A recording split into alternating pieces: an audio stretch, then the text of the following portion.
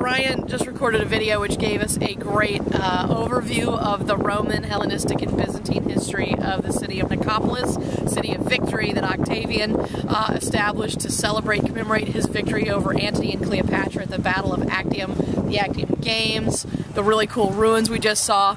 But what Ryan failed to mention was the biblical relevance of the city of Nicopolis and why it's on our itinerary today. Nicopolis is actually only mentioned once in Scripture. We find it as Paul is writing to Timothy, and he tells Timothy, he says, bring me some things when I'm in Nicopolis. I don't remember what he wanted him to bring, but it's only mentioned once. And what's funny is there are a lot of things in Scripture that are just kind of mentioned, and because the names of the places don't have any meaning for us, or we don't have a good idea in our minds of where they are or what they look like, we just kind of read right over them, and it makes the Scripture sterile when we read that way.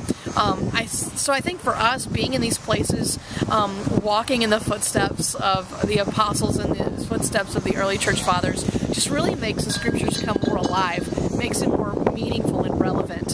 So when Paul is in Nicopolis, we can imagine where he was and imagine the surroundings that he saw. When we're actually traveling from place to place, it gives us a sense of how far they had to go. I mean, when we read in 10 verses about Paul's journey to Troas and then his vision to go to Macedonia, we can read that in like 10 seconds, and so we really don't get, I don't know, a sense of just the tenacity he must have had, the patience he must have had. That was a 450-mile trip, and he travels 450 miles to get to the sea, only to be told, okay, this is where I really want you to go. And so I just think that we're getting a real good sense of, I don't know, the raw reality of the pages of Scripture. We leave here in just a few minutes to go to Corinth. I'm super excited about that.